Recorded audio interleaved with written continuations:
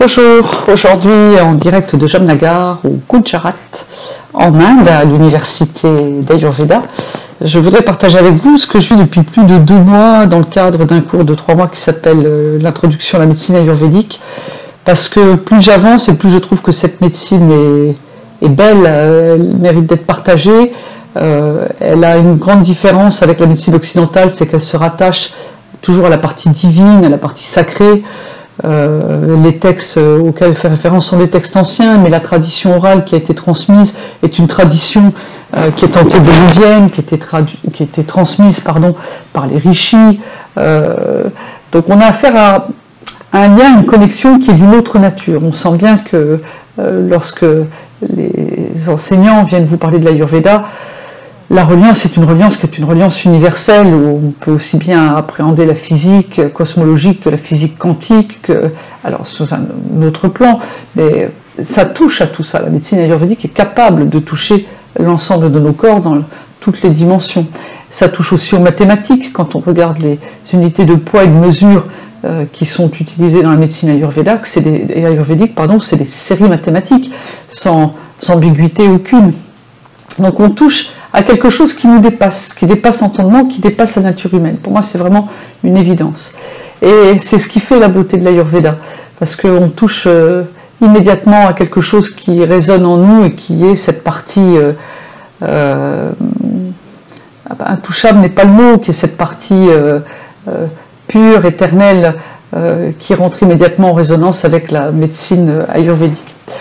Et donc la beauté de cette médecine, et ça c'est ce que j'ai pu expérimenter dans le 2 types de soins qui font partie du Panchakarma. D'abord les nasyas, qui sont des instillations d'huile dans les 2 narines, précédées de massage, précédées de steaming, de vapeur sur le visage, et qui vont venir vraiment faire tout un travail sur la tête. Donc aussi bien sur la tête que sur la partie cérébrale, etc. Et le deuxième type de soins qui fait aussi partie du Panchakarma, c'est ce qu'on appelle Sirodhara, qui est, vous êtes allongé, on fait couler de l'huile sur la tête, de manière très douce, pendant près de 3/4 d'heure, 1 heure. Et c'est pareil, là c'est un soin qui vient travailler sur tout ce qu'on appelle les mental disorders, tout ce qui a été traumatisme, choc, etc. Moi, ce que je peux décrire, c'est à la fois pour les nasyas ou à la fois pour le Sirodhara, vient immédiatement travailler la partie émotionnelle. Donc ça vient immédiatement, non pas dans le corps physique, mais c'est ça la beauté de la médecine ayurvédique. Ce que moi j'ai ressenti, c'est que ça va travailler directement dans la partie émotionnelle.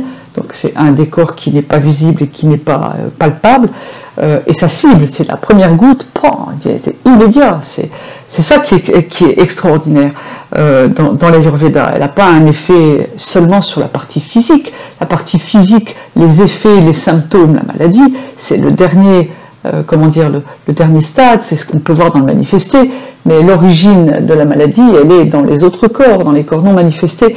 Et dans ce qui est proposé dans le Panchakarma, qui est pratiqué pour ce qu'ils appellent remove the dosha, pour enlever les doshas qui sont en excès, ce sont des méthodes parfois un peu musclées, des méthodes hébétiques ou des méthodes de purge, etc.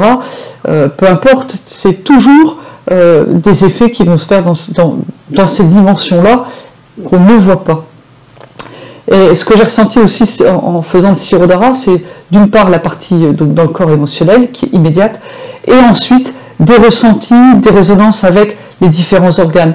Donc ça peut être par exemple, typiquement le cœur, un gros ressenti avec le cœur, donc tout un travail qui se fait sur le cœur, un gros travail en ce qui me concerne, pour d'autres personnes ce sera peut-être totalement différent, mais un travail sur le gros intestin, un travail sur l'appendicite, un travail sur le cerveau, donc on sent très bien le travail sur la moelle épinière, donc on sent très bien que les médecines qui sont données, parce que ce sont des huiles qui sont des huiles medicated tela, donc ce sont des huiles médicinales avec des processus de transformation qui peuvent aller jusqu'à 6 jours, avec des processus d'échauffement, de feu, de combustion, qui sont juste merveilleux. Donc la plante est vraiment passée par les processus par lesquels passe le minéral dans l'intraterre, avec des pressions, avec des chaleurs, qui fait que les produits qui sont utilisés en Ayurveda sont, enfin, à mon sens, d'une part efficaces et d'une autre dimension, on pourrait dire magique, mais on sent bien que ça touche à tous ces corps-là, à toutes ces dimensions. C'est beau parce que c'est efficace, c'est beau parce que ça se relie au sacré et au divin, et c'est beau surtout parce que la médecine ayurvédique peut faire des copier-coller avec plein d'autres domaines, avec l'aménagement du territoire, parce que c'est mon ancienne vie et que je suis capable d'appliquer les préceptes et les enseignements de l'Ayurveda en matière d'aménagement du territoire, ou en matière de jardinage, ou en matière de... C'est ça, tout ce qui est vu dans la médecine ayurvédique est quelque chose d'universel. Voilà, c'est ce que on en parlerait sans fin, mais je peux pas en parler beaucoup parce que d'abord je suis pas docteur, mais c'était ce que je voulais partager de mon ressenti de l'Ayurveda. Il faut pas hésiter, ici il y a des résultats juste magnifiques, notamment avec les autistes. Donc c'est pour ça que moi je suis allée expérimenter le Nasia et comment s'appelle, le sirop d'Ara, parce qu'il y a d'excellents résultats sur tout ce type de déséquilibre et qui touche quand même bien les sociétés à l'ouest, en Occident. Donc voilà ce que je voulais partager avec vous. Très belle fin de journée et à très bientôt avec l'apprentissage de la nature. Au revoir.